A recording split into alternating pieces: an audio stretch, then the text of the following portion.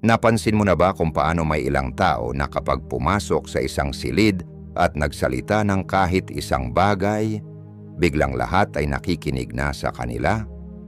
Samantalang ang iba, kahit anong effort ang gawin nila, parang palaging hindi napapansin, pinapatungan ng salita, o basta na lang dinidismiss. Heto ang nakakagulat. Hindi ito tungkol sa pagiging pinakamalakas ang boses, pinakamatalino, o pinakamaraming karanasan. Nasa paraan ng pagsasalita mo yan. Sa video na ito, ibabahagi ko ang mga paraan kung paano ka magsalita nang hindi nila mapigilang igalang ka. May mga tips na mapapakumpas ka ng ulo sa pagsang-ayon at meron ding baka magpatawa o mapakilig sa hiya. Pero promise, lahat yan ay makakapagbago ng pananaw ng mga tao sa iyo. Ready ka na bang i-level up ang boses mo? Tara na. Isa, iwanan ang ugaling I'm sorry nang walang dahilan. Okay, pag-usapan natin ang dalawang salitang unti-unting sinisira ang tiwala mo sa sarili. I'm sorry. Oo, sinabi ko na. Tigilan mo na ang paghingi ng tawad sa bawat maliit na bagay. Hindi ito cute, hindi ito polite, at siguradong hindi ito nakakatulong para respetuhin ka. Kontrobersyal ba? Oo naman. Pero himayin natin. Kapag humihingi ka ng paumanhin ng wala namang dahilan, hindi ka nagiging magalang. Sinisira mo ang sarili mong kredibilidad. Parang sinasabi mo sa mundo, "Huwag niyo akong seryosohin, mali na agad ako." Para mo na ring binibigyan ng pahintulot ang mga tao na apak-apakan ka. Isipin mo to. Pumasok ka sa isang meeting at sinabi mong, "Sorry, I'm late." Kahit 2 minuto ka lang naman na late dahil sa traffic. Sa halip na ipakita na responsable ka, pinalalabas mong ikaw ang problema kahit hindi mo naman kontrolado ang nangyari. O eto pa, may bumangga sa'yo tapos ikaw ang nagsabi ng, "Ay, sorry." Bakit ka nagso-sorry? Dahil lang present ka. Sasabihin ko sa'yo kung kailan ko na-realize na may sorry addiction na pala ako. Nasa isang meeting ako. May sumabat sa akin habang nagsasalita ako. At ang nasabi ko ay, "Ay, sorry. Sige, ikaw na muna." Bakit ako humihingi ng paumanhin? Ako nga ang ininterrupt. Doon ako natauhan. Simula noon, tinanong ko ang sarili ko tuwing malapit ko nang sabihin ng I'm sorry. Kailangan ko ba talaga humingi ng paumanhin o sinusubukan ko lang maging comfortable ang lahat? Spoiler alert, 70% ng oras, wala naman talagang dahilan para mag-sorry. Ang paghingi ng tawad sa mga sitwasyong hindi naman kailangan ay hindi lang habit, mindset. Yan, para kang humihingi ng tawad sa pag-iral mo, sa pag-occupy mo ng space, sa pagiging tao mo. At kapag patuloy mong ginagawa ito, maniniwala ang mga tao.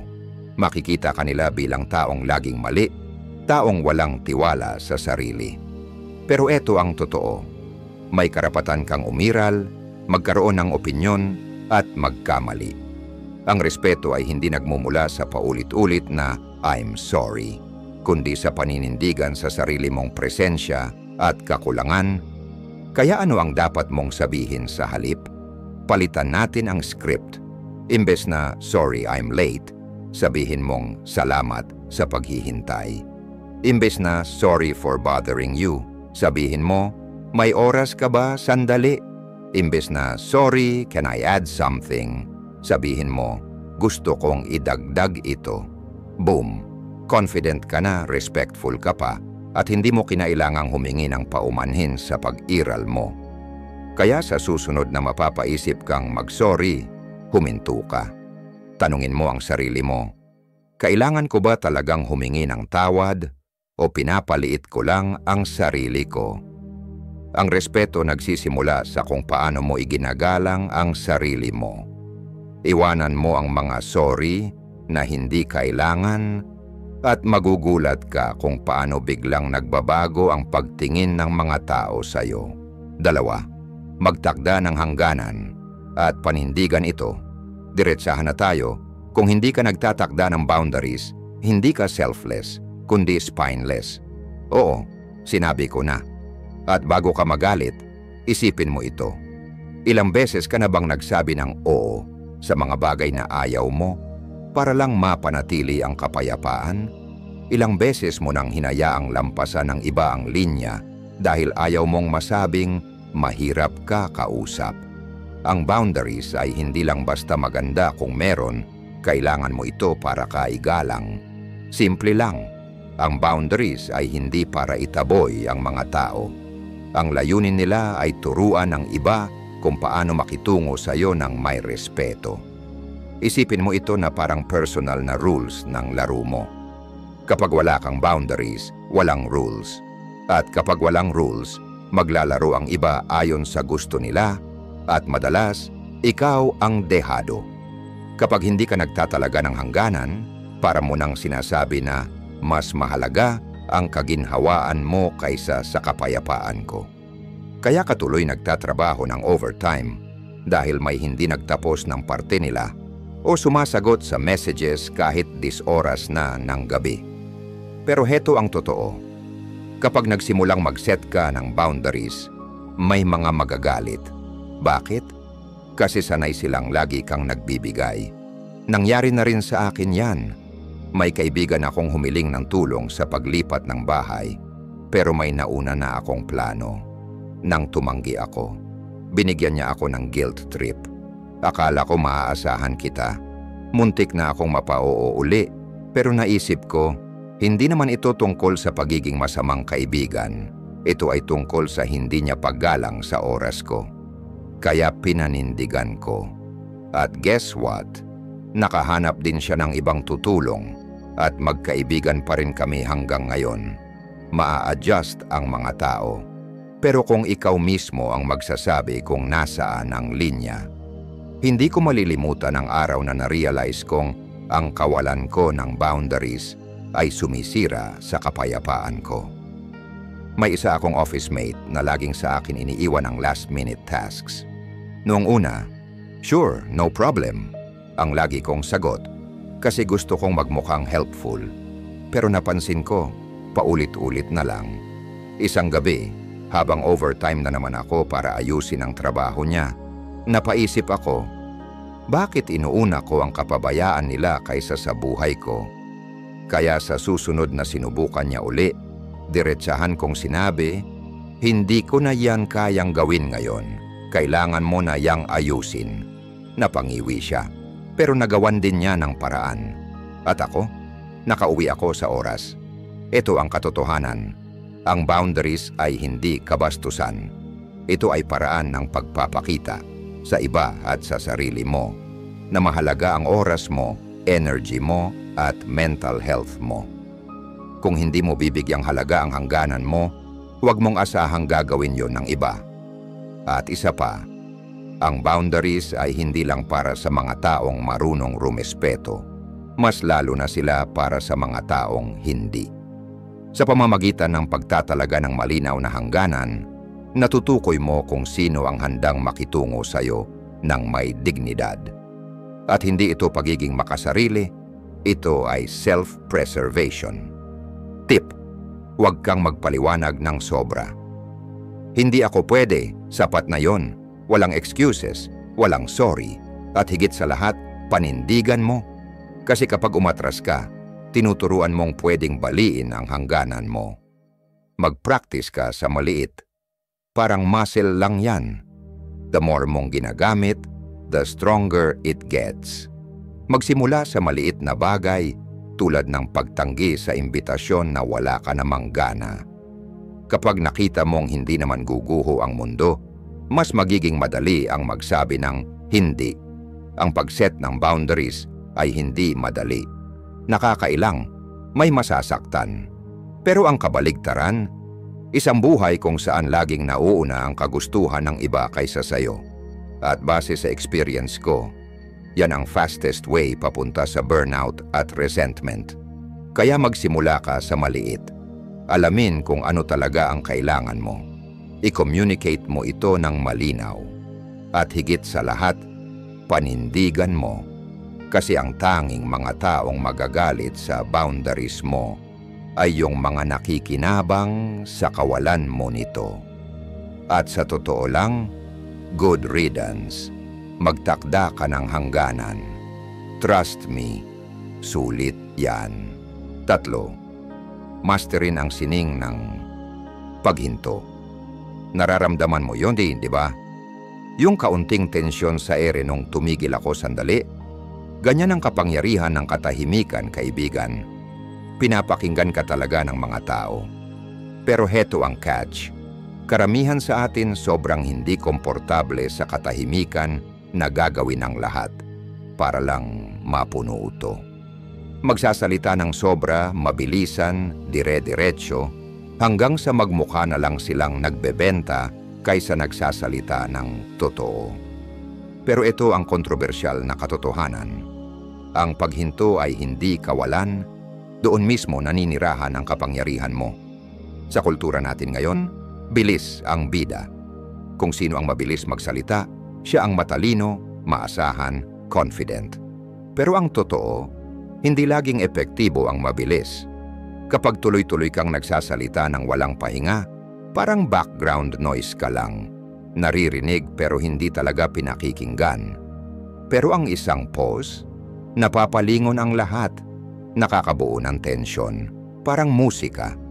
Isipin mo ang isang kanta na walang hinto. Puro beat, walang pahinga. Nakakapagod, di ba? Gaya sa musika, ang hinto sa pananalita ang nagbibigay ng rhythm. Hindi ito tungkol sa pagsasabi ng mas kaunti. Ito ay tungkol sa pagbibigay halaga sa bawat salitang lumalabas sa bibig mo. Hindi ko agad natutunan to. Sa totoo lang, ako ang pinakamasamang mag-pause noon. Akala ko kasi kailangan kong patunayan ang sarili ko sa dami ng sinasabi ko. Sa meetings, conversations, kahit sa mga date, palagi kong pinupuno ang hangin ng salita. Iniisip ko noon, kapag natahimik ako, magmumukha akong hindi sigurado. Pero ang totoo, hindi ako nagmukhang matalino. Nakakapagod lang akong pakinggan. May isang beses, nagpipitch ako ng idea sa opisina. Gusto ko sanang i-explain ang bawat detalye, pero sa sobrang dami ng sinabi ko, hindi ko napansin na wala nang nakikinig. Pagkatapos ng meeting, tinawag ako ng manager ko at sinabing, ang ganda ng ideas mo, pero hindi mo binibigyan ng oras ang mga tao para namnamin yung sinasabi mo. Aray, yun ang wake-up call ko. Napagtanto kong ginagawa ko ang lahat ng trabaho. Ako na nagsasalita, ako pa ang nag-i-interpret para sa kanila. Hindi ko sila binibigyan ng space para makasabay. Kaya nag-practice ako mag-pause. Ang weird sa umpisa. Magsasabi ako ng isang bagay tapos titigil, tapos ang urge ko, gusto ko agad sundan, paliwanag, dagdagan. Pero habang tumatagal may napansin akong kakaiba. Yung mga dating parang hindi interesado, biglang attentive. Hindi lang nila ako naririnig, pinapakinggan na talaga nila ako. May isang moment na tumatak talaga. Nagbigay ako ng presentation.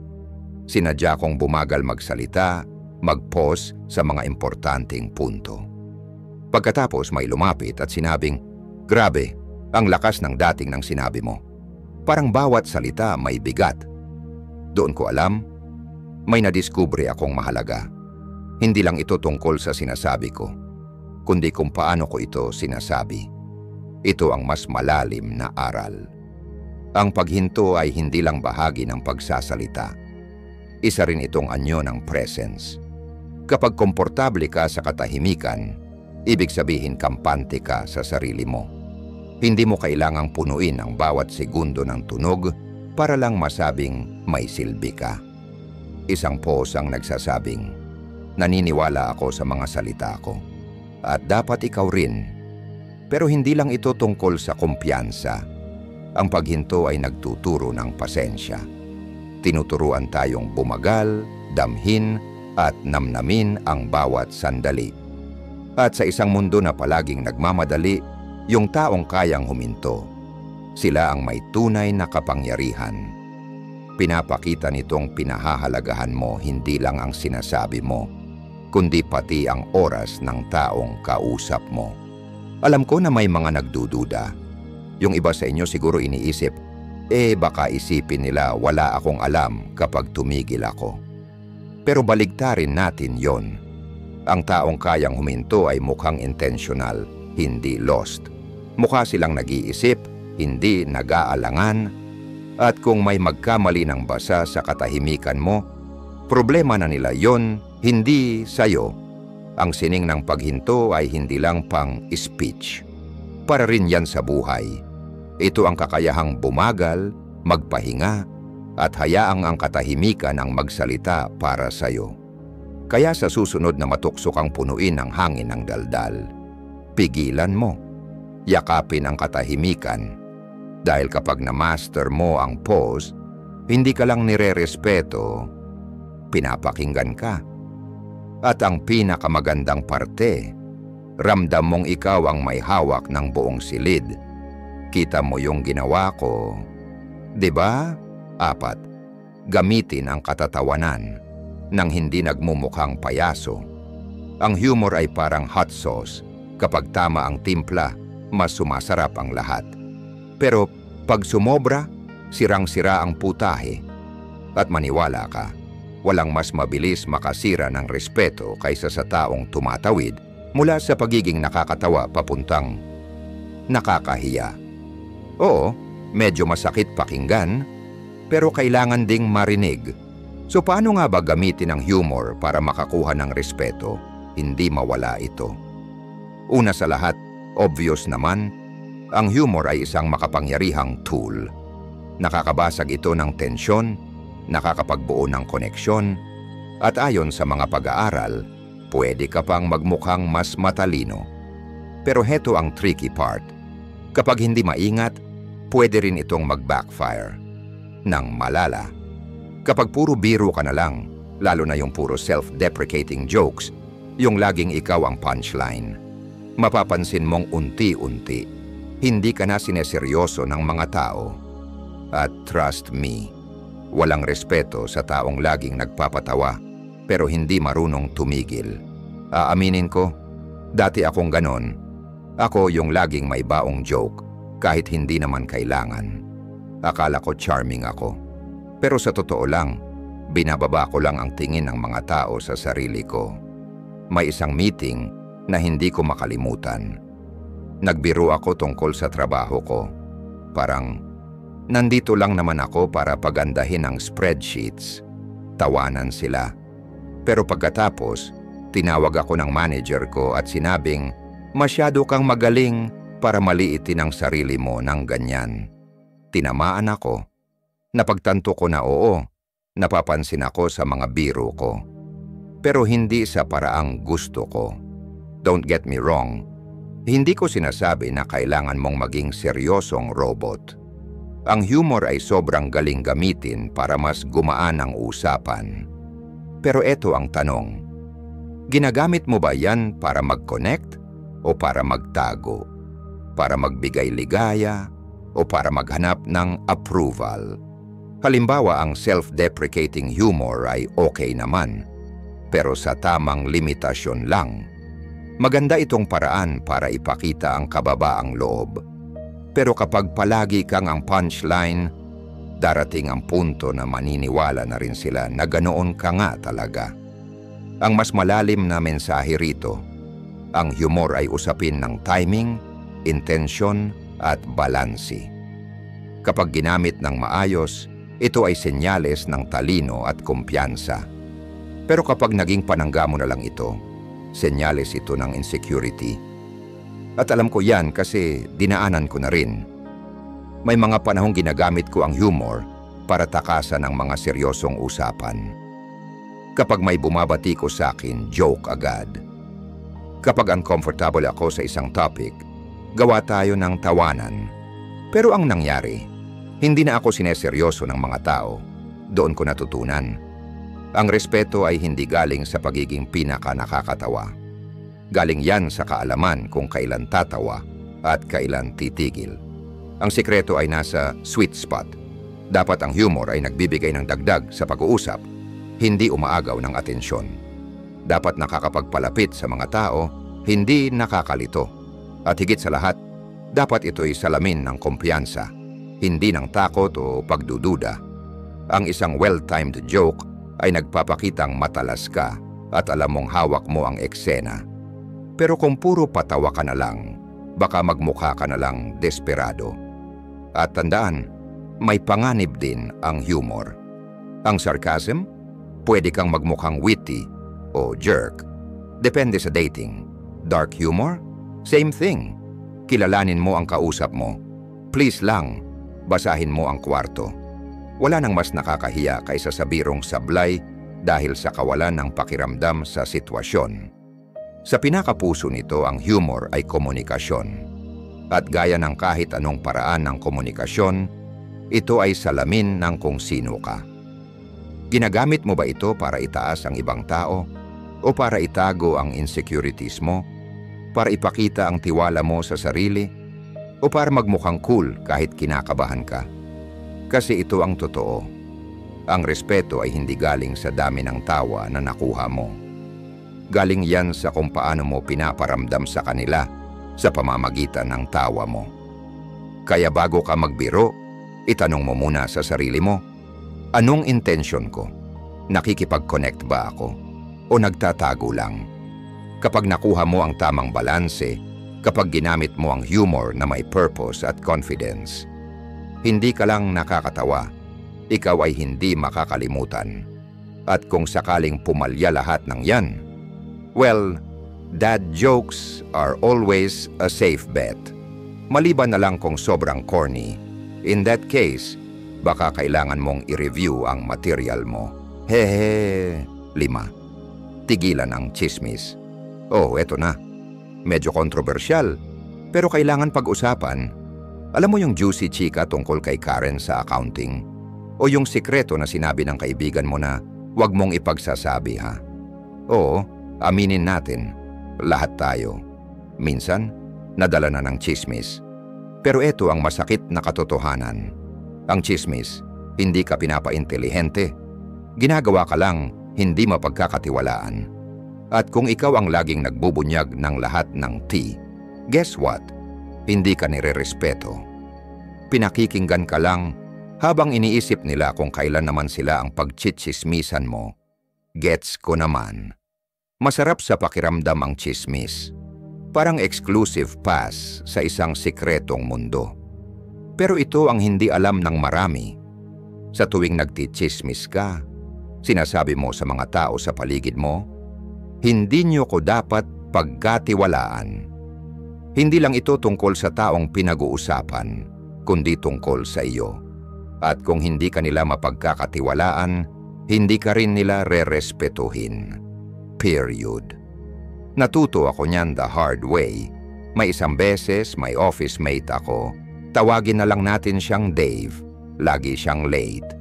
So isang araw pabiro kong sinabi sa isa naming ka-team, baka yung alarm clock ni Dave galit sa kanya.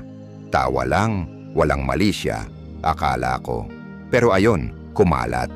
Biglang naging, si Dave tamad. Si Dave walang pakialam sa trabaho. Si Dave ganito, si Dave ganyan. At guess what? Nalaman ni Dave kung sino ang nagpasimuno. Oo, ako.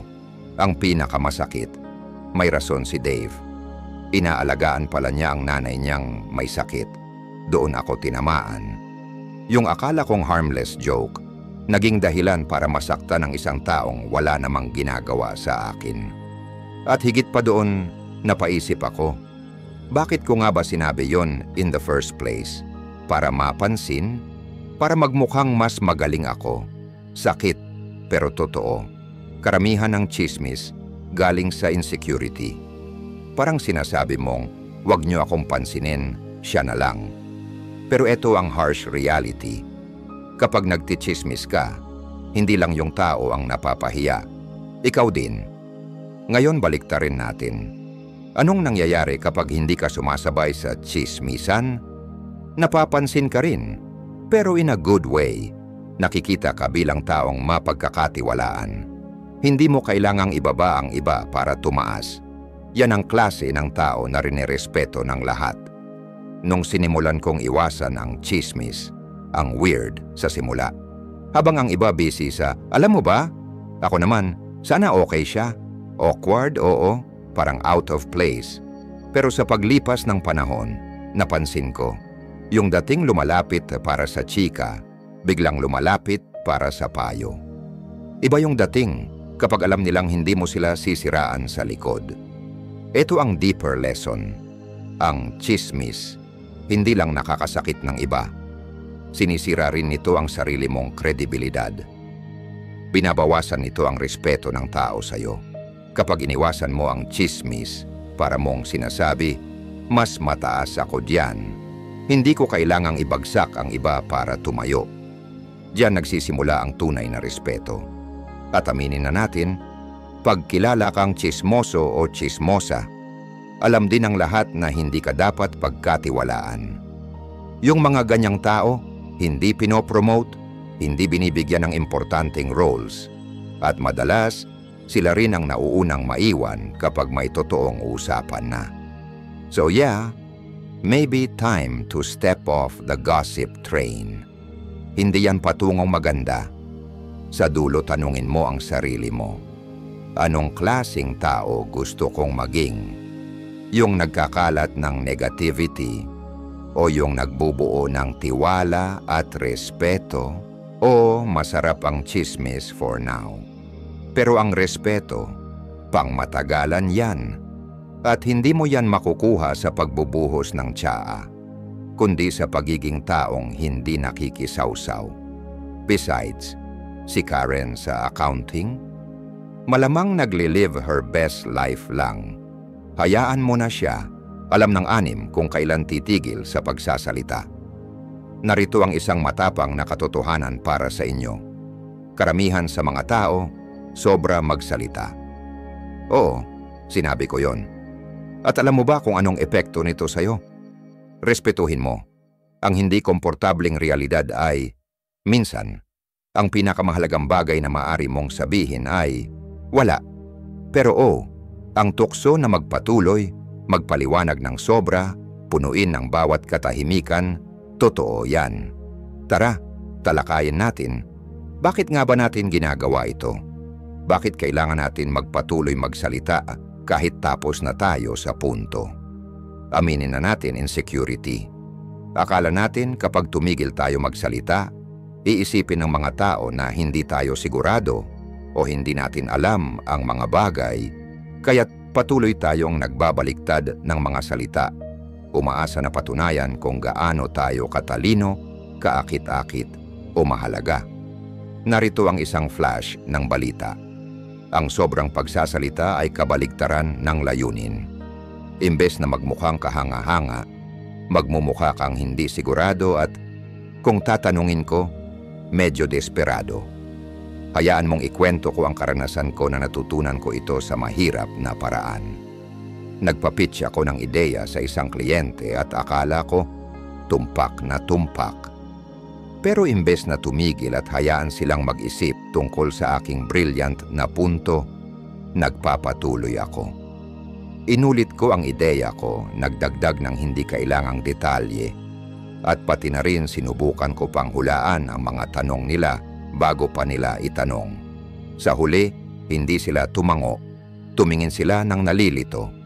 Pagkatapos ng meeting, tinawag ako ng boss ko at sinabi, nakontrol mo sila sa unang 30 segundo. Pero pagkatapos nun, nawalan ka na. Kailangan mong matutong malaman kung kailan titigil magsalita. Parang binagsakan ako ng mabigat na bato. Napagtanto ko na hindi ko binigyan ng espasyo ang mga tao para maproseso ang mga sinasabi ko. Pinipigilan ko ang mensahe ko mismo. At narito ang kontrobersyal na bahagi. Minsan habang mas marami kang sinasabi, mas mababa ang atensyon ng mga tao. Para itong pagbubuhos ng tubig sa basong puno na. Tumutulo at walang dumikit. Ang katahimikan, sa kabilang banda, ay may kapangyarihan. Binibigyan ito ng bigat ang iyong mga salita. Kapag tumigil ka sa pagsasalita, Nagbibigay ka ng espasyo para sa iba upang mag-isip, magbigay ng sagot, at makipag-ugnayan. Dito nagsisimula ang respeto. Alam ko mahirap. Ang katahimikan ay maaaring maging awkward. Nagsabi ka ng isang bagay at imbes na mabilis na reaksyon, may isang pause at nagsisimula ng magreaksyon ang utak mo. Sabihin mo pa, punan mo ang agwat. Pero ito ang totoo, hindi kalaban ng pause na, yan, kaalyado mo siya. Sa mga sandaling ito ng katahimikan, pinoproseso ng mga tao ang iyong mga salita at pinag-iisipan kung seryoso ba sila. Narito ang mas malalim na katotohanan. Ang pag-alam kung kailan titigil sa pagsasalita ay hindi lang tungkol sa komunikasyon. Ito ay tungkol sa kumpiyansa. Ito ay tungkol sa pagtangkilik na ang iyong mga salita ay may halaga, hindi kailangan ang walang katapusang pagpapaliwanag o mga dagdag na salita. Ito ay tungkol sa pagiging okay sa hindi komportableng katahimikan, na alam mong mas malakas ang ibig sabihin nito kaysa sa ingay. At hayaan mo akong sabihin ito, mas matatandaan ang iyong pagkonting pagsasalita kaysa sa sobrang pagpapaliwanag. Isipin mo ang ilang mga pinakamakapangyarihang talumpati o mga sandali sa kasaysayan. Hindi sila mahahabang sanaysay. Sila'y matalim, maikli at tiyak. Ang kapangyarihan ng pag-alam kung kailan titigil magsalita ay parang pag-alis sa isang party kapag nasa rurok na. Uuwi ka habang gusto pang may kasunod na mga tao. Hindi yung umalis sila at sana'y umuwi na ako. Sinimulan ko itong i-practice sa aking personal na buhay. Sa mga pagtitipon ng pamilya, ako ang laging kailangang puna ng mga katahimikan, magbiro o magpaliwanag ng aking opinyon ng matagal. Isang araw nagdesisyon akong tumigil na lang. Sinabi ko ang aking bahagi at pagkatapos, hayaan na ang daloy ng usapan. Alam mo ba kung anong nangyari? Napansin nila ako. Nagsimula silang magtanong ng opinyon ko, imbes na makinig lang at mawala sila sa kalagitnaan. Para akong naging focal point mula sa background na ingay, at ang ginawa ko lang ay magsalita ng mas konti. Kaya ito ang takeaway. Kapag alam mong titigil sa pagsasalita, ipinapakita mo sa mga tao na may tiwala ka sa iyong mga salita na kayang mag-stand alone. Binibigyan mo sila ng espasyo para talagang marinig ka, para igalang ka, para makipag-ugnayan sa sinasabi mo. Oo, kinakailangan ng practice. May kaunting tapang na hayaang magmukhang komportableng katahimikan. Pero kapag na-master mo ito, tiyak na malaki ang epekto. At hey, kung nag-aalala ka na iiwan mo sila sa ere, huwag kang mag-alala. Hindi mo iniiwan ang bola. Binibigyan mo sila ng pagkakataong kuhanin ito. Kaya sa susunod na makipag-usap ka, subukan mo ito. Sabihin ang nais mong sabihin, tapos huminto, maghintay sa katahimikan. Magtiwala ka, magsasalita ito ng malalaking bagay. Nakita mo ba? O sige mga kaibigan, yan ang mga paraan para magsalita ng may respeto. Lahat ng yon may konting kontrobersya, maraming katotohanan, at sana may mga tawang dala. Pero seryoso, ang respeto ay hindi tungkol sa pagsunod sa listahan ng mga tricks o hacks. Ito ay tungkol sa kung paano ka magpapakita sa sarili mo at sa iba araw-araw. Ito ay tungkol sa pag-aari ng iyong mga salita, iyong espasyo, at ang iyong epekto. Narito ang isang bagay. Malakas ang mga salita. Maaari nilang gawing tulay o magbigay ng sunog. Maaari nilang gawing maramdaman ang mga tao o gawing maliit sila. At ang paraan ng pagsasalita mo ay hindi lang bumubuo kung paano ka nakikita ng iba, kundi pati kung paano mo nakikita ang sarili mo. Kaya kung tinatanggal mo ang mga hindi kailangang pasensya, nagseset ng mga boundaries, o natututo ng sining ng pag-pause, tandaan, magsisimula ang respeto sa iyo. At hey, kung may nahanap ka sa mga sinabi ko, o kung narito ka lang para sa kasiyahan, Huwag itago sa sarili mo. I-like mo, i-share ito sa iba na kailangan marinig ito, at sabihin mo sa comment kung anong punto ang susubukan mong una. O mas maganda pa, anong sekreto mo para mag-command ng respeto sa usapan? Gusto kong marinig mula sa iyo. At syempre, kung hindi ka pa nakasubscribe, ano ang hinihintay mo? Sumali na. Nandito tayo para sa real talk, life hacks, at paminsan-minsan mga bad jokes. Hanggang sa susunod, patuloy na magpakita, magsalita ng totoo, at pinakaimportante, magpakatao. Maliban na lang kung chismis, kaya tumigil na yan. O sige, kita-kits sa susunod.